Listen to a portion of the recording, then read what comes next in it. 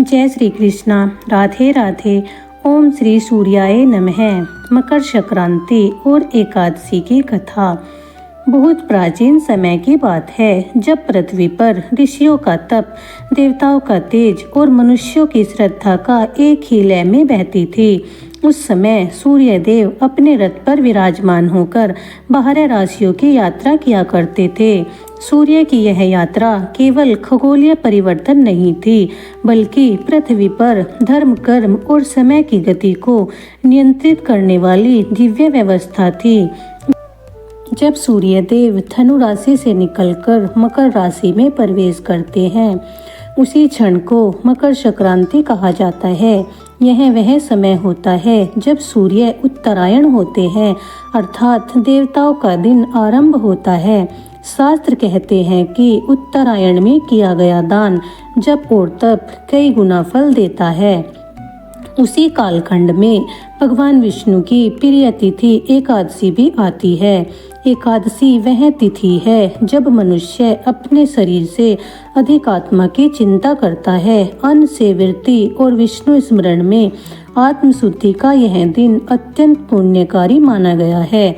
कभी कभी ही ऐसा दुर्लभ संयोग बनता है जब मकर संक्रांति और एकादशी एक ही दिन पड़ते हैं। यह संयोग साधारण नहीं, बल्कि अत्यंत दुर्लभ और फलदायी माना गया है। इसी संयोग से जुड़ी यह मकर संक्रांति की कथा है। एक बार देवताओं ने देखा कि पृथ्वी पर धर्म का विनाश हो रहा है। लोग पर्व तो मनाते हैं, पर उनके पीछे का भाव भूलते जा रहे हैं।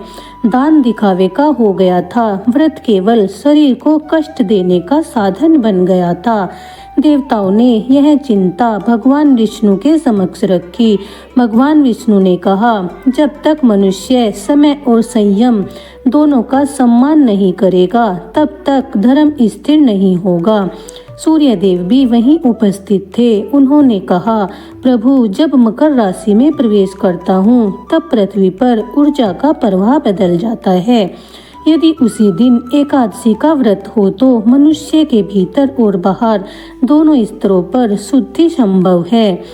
भगवान विष्णु ने मुस्कुराकर कहा, ऐसा ही होगा। मैं एक ऐसी कथा पृथ्वी पर प्रचलित करूंगा जिससे मनुष्य समझ सके कि मकर संक्रांति और एकादशी एक साथ आने पर क्या करना चाहिए। प्राचीन काल में सत्यकेतु नाम का एक धर्मपरायण राजा था। उनका राज्य समृद्ध था, पर मन अशांत था। कारण था अहंकार। दान करते थे पर यश के लिए, व्रत रखते थे पर दिखावे के लिए।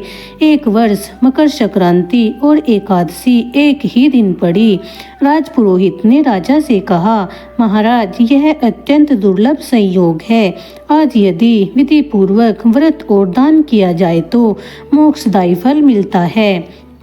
राजा ने आदेश दिया, राज्य भर में उत्सव हो, दान की घोषणा हो, मेरा नाम हर स्थान पर लिया जाए। दान हुआ, पर भाव नहीं था। उसी रात राजा ने एक विचित्र स्वप्न देखा। स्वप्न में राजा स्वयं को यमलोक में खड़ा देखते हैं। यमराज कहते हैं, राजन, तुम्हारे दान का लेखा जोखा आया है, पर उसका वजन बहुत ही हल्का है।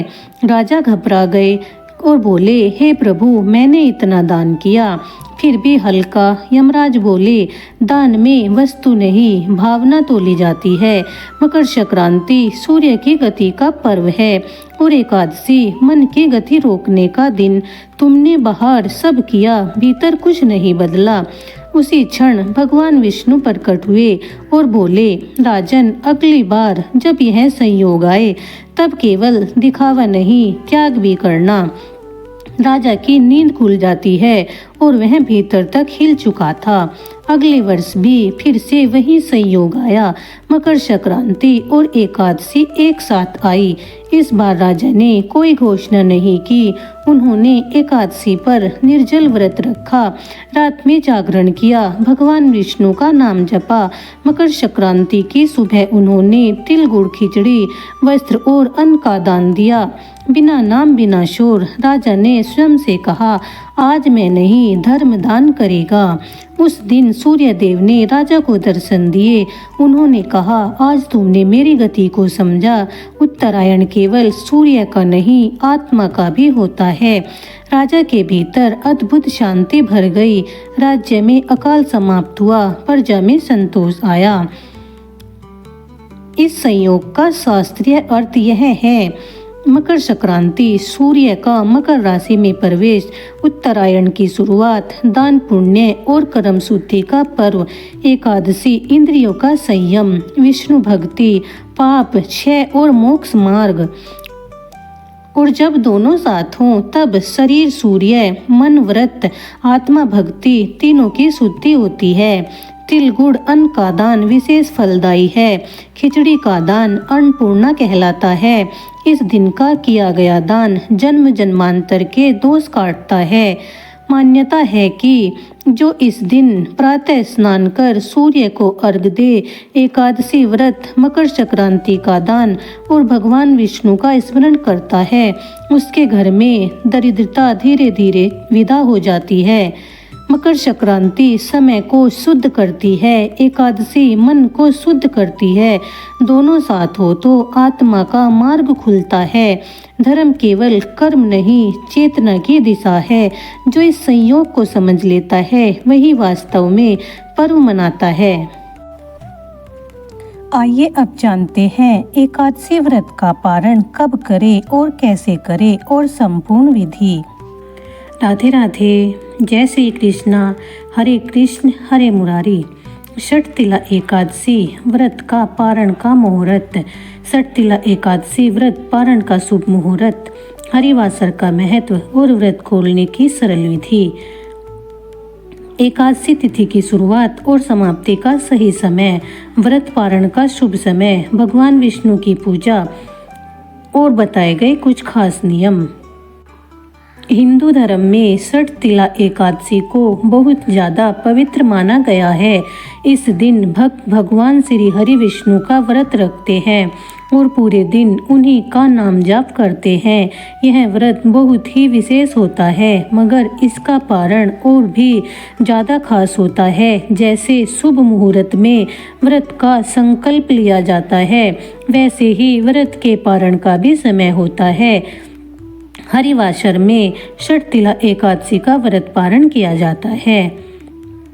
आइए जानते हैं हरिवासर के बारे में कि इस वर्ष 2026 में षटतिला एकादशी व्रत के पारण का शुभ मुहूर्त क्या है।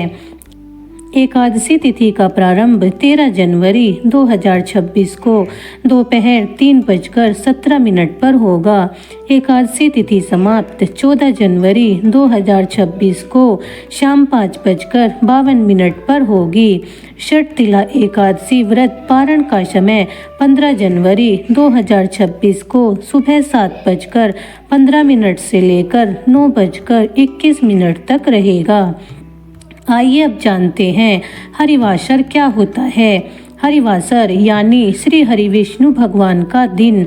एकादशी का दिन पूरी तरह से भगवान विष्णु को समर्पित बताया गया है और एकादशी के व्रत का पारण जब किया जाता है तो वह हरिवासर कहलाता है। इस दौरान भगवान के भजन कीर्तन होते हैं और द्वादशी तिथि की पहली चौथाई अवधि जैसे ही समाप्त होती है, भक्त अपने व्रत का पारण कर सकते हैं। यह बहुत ही पावन समय होता है। इस समय के दौरान आप भगवान के आगे जो भी इच्छा प्रकट करते हैं, भगवान उसे पूर्ण करते हैं और आपकी सब मनोकामनाएं पूरी होती हैं। हरिवासर को लेकर लोगों में अलग अलग बात प्रचलित है, मगर इस अवधि में एकादशी व्रत को खोला जा सकता है और अपनी भूल के लिए भगवान श्री हरि विष्णु से माफ़ी मांगी जा सकती है। आइए अब जानते हैं षटतिला एकादशी के व्रत के पारण की विधि। षटतिला एकादशी के दिन व्रत रखना और उसका पारण करना दोनों ही विधि बहुत ज़्यादा आसान है। व्रत खोलने से पहले आपको कुछ बातें ध्यान रखनी चाहिए। व्रत खोलने से पहले मंदिर की साफ सफाई करें, भगवान विष्णु के मंत्रों का जाप करें और विष्णु चालीसा पढ़ें। इसके बाद भगवान को भोग चढ़ाकर सात्विक भोजन ग्रहण कर अपना व्रत खोलें। राधे राधे। जय श्री कृष्णा।